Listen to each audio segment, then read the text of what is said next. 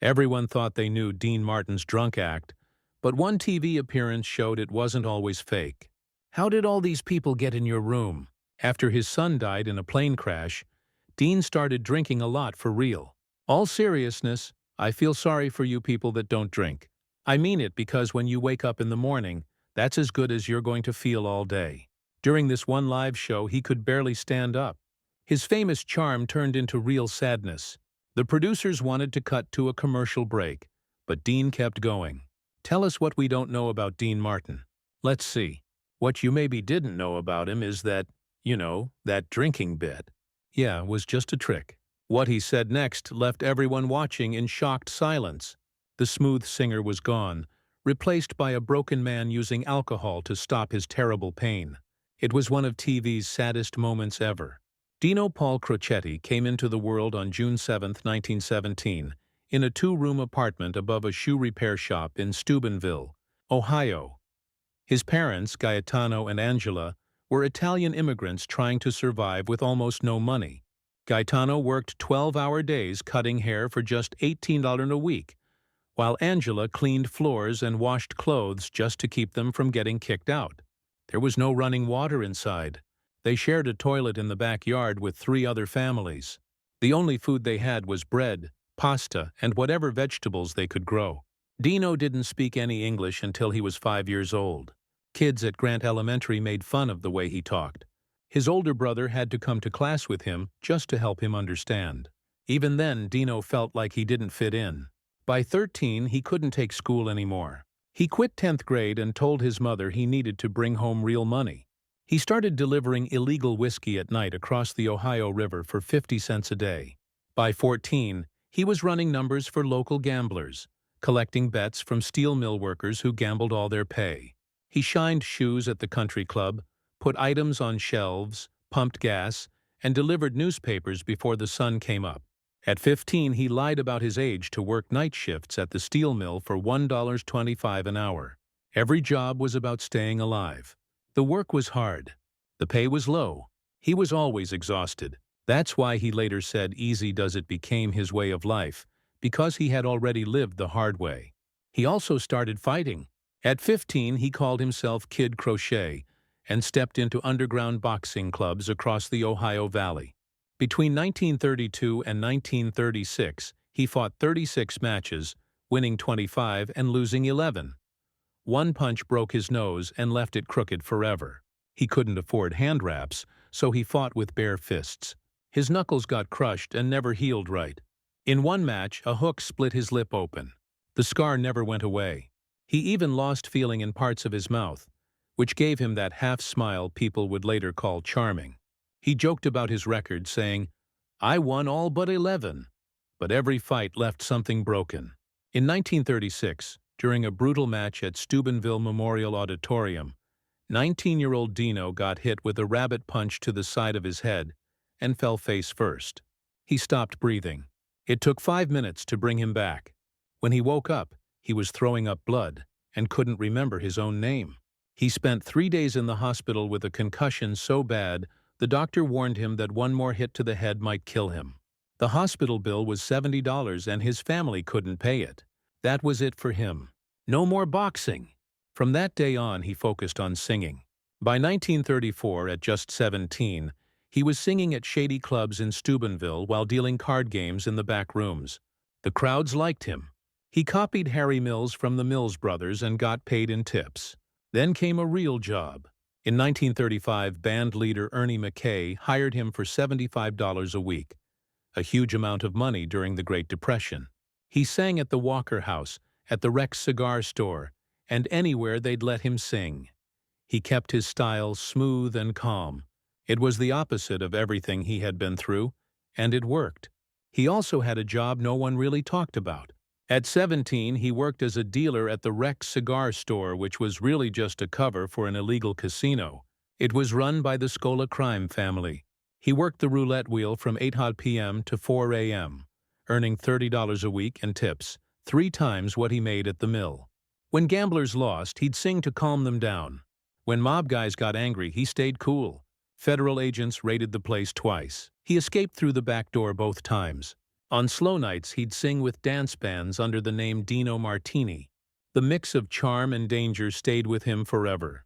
In 1938, broke and living in a dirty New York apartment with fellow singer Sonny King, the two came up with a crazy idea. They held bare-knuckle boxing matches in their living room, charging 50 cents per person. People packed in to watch them fight until one of them fell down. The first time, Dino knocked Sonny out cold and they made $12.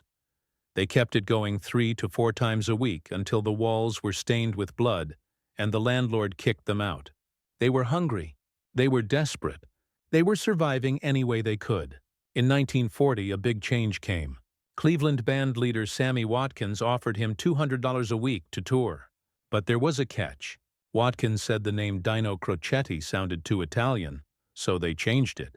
From that day on, he was Dean Martin. The name sounded American. It opened doors. From 1940 to 1943, Dean toured dance halls across the Midwest. His voice was smooth, his style was effortless, and people remembered the name. In 1941, he married Betty McDonald in Cleveland. They had 4 children, Craig in 1942, Claudia in 1944, Gail in 1945, and Dina in 1948. But while Betty stayed home, Dean toured non-stop. He missed birthdays, first steps, and holidays. The marriage couldn't survive being apart.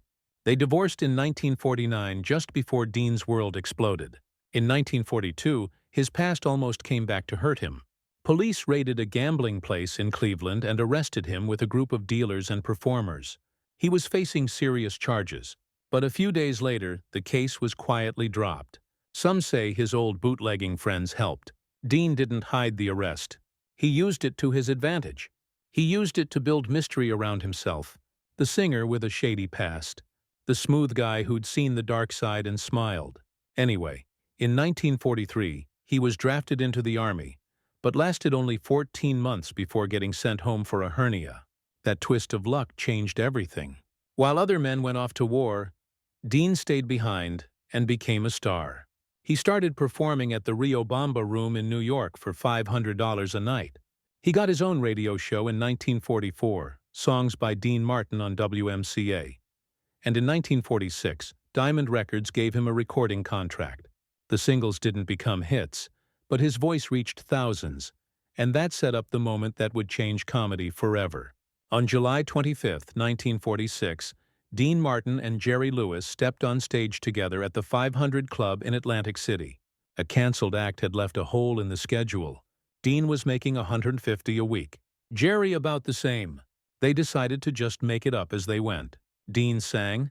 Jerry made funny faces. The crowd went wild. Within days, they were earning $1,000 a week. By September, it was $5,000 at the Copacabana. Hollywood called, NBC called, Paramount offered them $50,000 per film. In 1949, My Friend Irma hit theaters and made $3 million. They weren't even the main characters, but they stole the whole movie. From 1949 to 1956, Martin and Lewis made 16 films, earning Paramount over $50 million. Every movie was a hit. Their live shows sold out. At the Paramount Theater in New York, 4,000 fans stood outside waiting to get in. Dean made people laugh. He sang That's Amore in the Caddy, and it hit number 2 on the Billboard charts for 10 weeks in 1953. 2 million copies sold. He earned his first gold record at 36. That song became his most famous one. But something broke. Jerry got bigger, louder, more controlling. Dean started feeling like a sidekick. By 1952, they were each earning over $1 million per year. Their variety show, the Colgate Comedy Hour, made $40,000 an episode, but the tension grew. During one show in Las Vegas in 1954, Jerry accused Dean of stealing attention. Dean walked away. Jerry grabbed his shoulder and punched him in the mouth. Dean needed stitches. They still performed the next night. By 1956, it was over. On July 24th, they told the world they were splitting up. Their last film, Hollywood or Bust, made $3 million. Then they were done. The team that had ruled comedy for a decade disappeared in one quiet press announcement. When Dean Martin walked away from Jerry Lewis in 1956, most people thought he was finished. For 10 years, he had been the laid-back straight man to Jerry's crazy energy. Their split was loud, messy, and public, and everyone assumed Jerry would succeed while Dean faded away. But Dean didn't fade. Just months before the breakup, he quietly recorded a song at Capitol Records called "Memories Are Made of This." It had backing vocals from the Easy Riders and was wrapped in a smooth charm only Dean could deliver. The single hit #1 in January 1955 and stayed there for 5 straight weeks. By the end of the year, it had sold over 3 million copies. Dean made $100,000 in royalties from that one song alone, enough to buy his freedom and prove he didn't need comedy to succeed. He kept building. In 1954, Sway showed he could bring a Latin rhythm into his lazy style and still land in the top 10. Then came Inamorata in 1955, reaching #8. He wasn't belting like Sinatra or crooning like Crosby. He was doing something softer. By 1957, his album Dream with Dean sealed the deal. It sold over 500,000 copies. The arrangements were soft, the pacing slow, the delivery effortless. He wasn't just singing songs, he was sipping them. That relaxed sound became his brand. He wasn't fighting for notes. He was making it look easy. And in lounges, in Vegas, in supper clubs from New York to Chicago, people leaned in to hear every word. Then in 1962, Frank Sinatra offered him something bigger, his own seat at the table. Sinatra had just started Reprise Records and invited Dean to join. Dean's first album there was French Style, filled with playful covers of songs like C'est si bon. Reprise gave Dean full control over what he recorded, how it sounded, and who arranged it. By 1965, he had over 40 albums and 20 top 40 singles. His deal with Reprise was worth $1 million over 5 years. The money was big, but the freedom was bigger. He wasn't Sinatra's backup. He was his own man. In 1957, Dean headlined the Copacabana in New York and made $10,000 a week. That was more than Sinatra. That was more than almost anyone. And yet every night, he had to sing That's Amore. It was the song everyone knew him for. It paid him up to $50,000 per show when he included it. But he hated it. He hated the fake Italian words.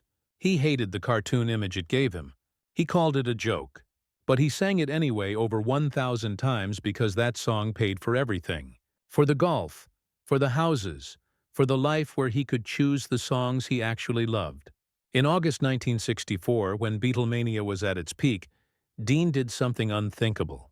Everybody Loves Somebody knocked A Hard Day's Night off the #1 spot. He only held it for a week, but that week was everything.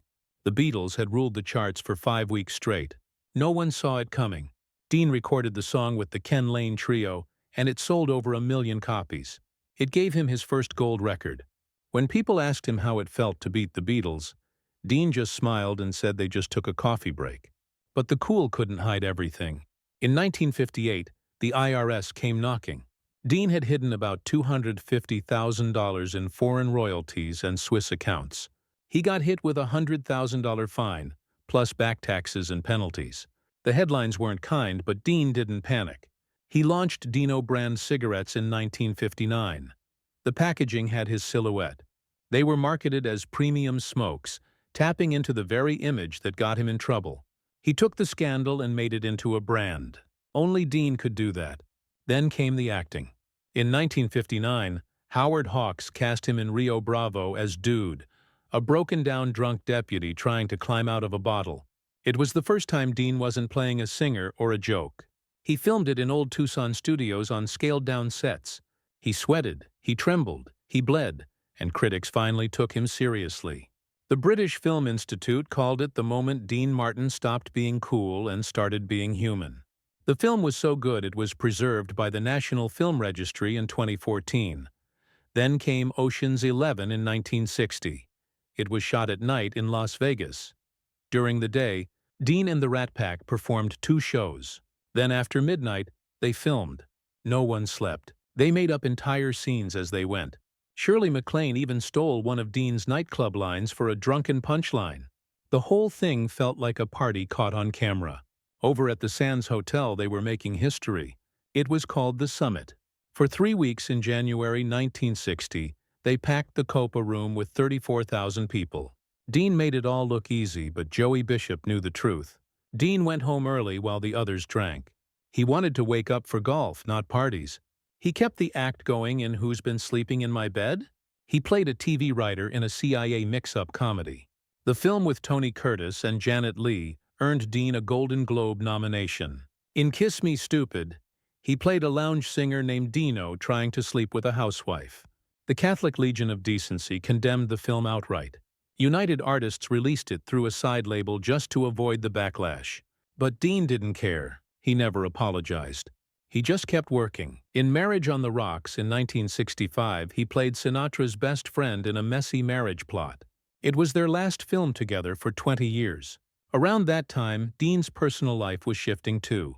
His first marriage to Betty McDonald had ended in 1949 after 9 years and 4 kids. He married John Beager that same year, just weeks after the divorce was final. They had 3 more children, Dean Paul Jr., Richie, and Gina. The marriage lasted 24 years, but not without cracks. Jean stayed faithful even after Dean's public affairs. When they divorced in 1973, she never remarried. By the mid-60s, Dean was one of the richest entertainers alive. Back in 1951 with Jerry Lewis, they were already earning $1 million a year, more than $12.3 million today. But Dean wanted more than money. He wanted control. In 1965, he launched The Dean Martin Show on NBC. It ran for 9 seasons. By 1967, it was one of the top 10 shows on TV. NBC paid him $34 million for a 3-year renewal. His contract let him skip rehearsals. He just showed up, smiled, and made it work. Apple juice stood in for whiskey. His slurred words became part of the charm. People believed he was always drunk, but he wasn't. He was acting. Richie Martin later said he used alcohol as a prop. In 1973, Dean retooled the show into the Dean Martin Comedy Hour and launched the Celebrity Roasts. The first one was Bob Hope. Then came Sinatra, Jimmy Stewart, and dozens more. They taped at the MGM Grand in Las Vegas. But on November 21, 1980, a fire tore through the hotel and killed 85 people. Production stopped for years. Dean came back to finish his contract, but the spark was gone. That same decade, Dean finally reunited with Jerry Lewis. It was Labor Day 1976 during the Muscular Dystrophy Telethon. Frank Sinatra made it happen. Over 85 million people watched. It had been 20 years since they last spoke. Jerry cried. Dean smiled. Backstage, they talked quietly. Jerry apologized. Dean forgave him. Some say they spoke daily after that. Others say they didn't. No one knows for sure. But for one night, they were a team again. In February 1966, Dean Martin walked into the spotlight as a retired spy named Matt Helm. And just like that, the world forgot he'd ever been part of a comedy duo. The Silencers wasn't supposed to be this big. It was supposed to be a fun little spoof to ride the wave of James Bond. But when it hit theaters, it pulled in $16.3 million and made Dean the star of his own spy franchise. People loved how relaxed he was, surrounded by women like Stella Stevens and Sid Charisse, cracking jokes while saving the world. It was so smooth that Columbia Pictures didn't wait. They launched the sequel just 10 months later. Murderers Row came out in December 1966 and landed as the 11th highest-grossing film of the year. Dean kept going. The Ambushers followed in 1967 and The Wrecking Crew in 1968, with Sharon Tate lighting up the screen in what many said was the best performance of her life. Bruce Lee trained her personally. The moves, the timing, the strength. He taught her everything. But 6 months after the film hit theaters on August 9, 1969, Sharon was murdered in her home by the Manson family. Dean was heartbroken. He didn't just lose a co-star. He lost someone he had laughed with, rehearsed with, someone whose life had just begun. He refused to shoot the 5th Matt Helm movie. The Ravagers was already announced, already in the works. Dean walked away. Columbia Pictures punished him by freezing his profit share from Murderers Row, but he didn't budge. That was the end of Matt Helm. 2 years later, he stepped back into something bigger. Airport came out in 1970 and became a global sensation. Made on a $10 million budget, It earned $128 million and overtook Spartacus as Universal's biggest hit. Helen Hayes won an Oscar and the film got 9 nominations, including Best Picture. Dean wasn't done yet. In 1971, he starred in Something Big, playing a reckless outlaw who kidnaps a woman just to trade her for a Gatling gun. It was wild and loud and filmed down in Durango, Mexico. It was also the last time Dean would take the lead in a major movie. He was done chasing headlines.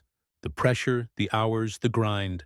He traded it all for television specials and fast, easy cameos that paid well and didn't ask much. Throughout the 1970s, Dean found new life on TV. The Dean Martin Show shifted in 1973 into something looser, something funnier, a weekly roast. It started with Bob Hope and didn't stop for a decade. 54 celebrities got roasted week after week, mostly from the MGM Grand Hotel in Las Vegas. It was easy. It was light. It was Dean's pace. In the middle of this second wave of fame, something unexpected happened. On April 25, 1973, right after divorcing John Beager, Dean married Catherine Hahn. She was 23. He was 57. They met through a friend at a Beverly Hills hair salon. The wedding was held in Dean's Bel Air home and later moved to the Beverly Hills Hotel. He adopted her daughter, Sasha, tried to make it work, but it lasted only 3 years. On November 10, 1976, they quietly divorced. His personal life was never simple. He had 8 children from 3 marriages, and his bond with his son Dean Paul Martin ran deep.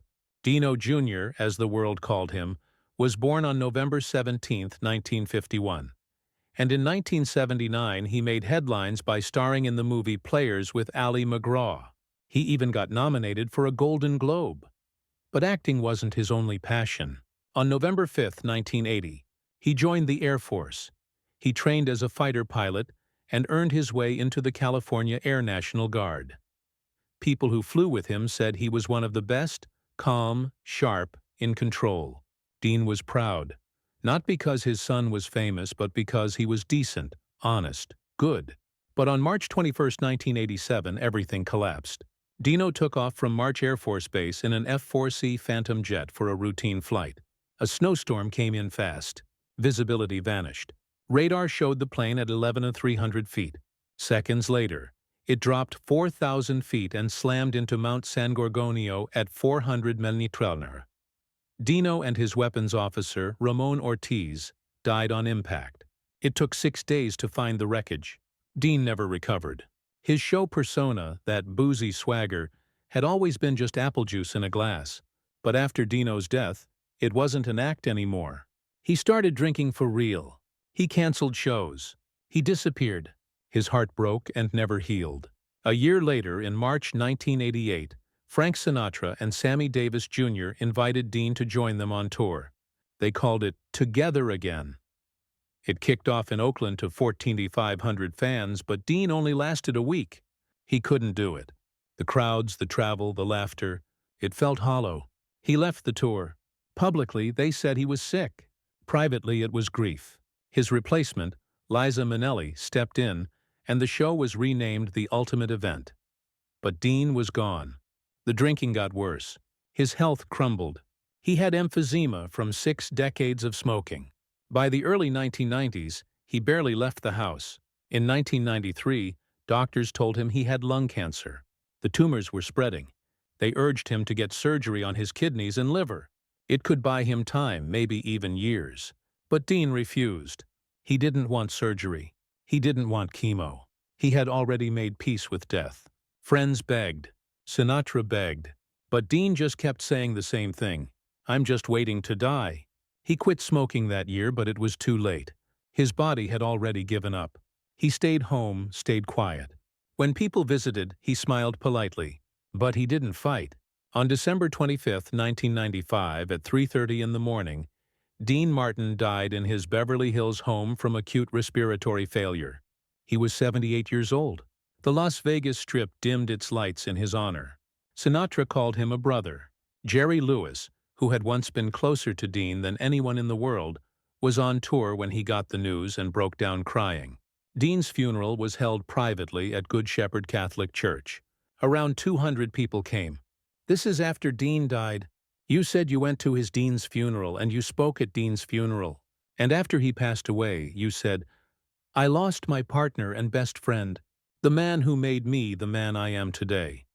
Gregory Peck, Tony Bennett, Jerry Lewis stood up and told the world what the press had never said right. That Dean was more than cool. He was kind. He was strong. And he never needed to prove it. After his death, stories came out about how smart he really was. Everyone had thought Dean Martin just drifted through life, drinking hard, jokes on cue. But then they found out about the Las Vegas real estate empire. Land he bought for $150,000 in the 1960s sold for over $12 million in the 1990s. His estate was valued at $30 million. His Beverly Hills mansion, bought for $120,000, was later worth nearly $28 million. His daughter, Deanna, cried when she realized how carefully he had built it all. Dean had played the long game quietly without fanfare. And that apple juice thing, it was true. Jerry Lewis finally confirmed it. All those years on TV, people thought he was drunk. But most nights, it was just juice. He pretended to be drunk to get a laugh, to let others loosen up. But the real Dean was always a few steps ahead.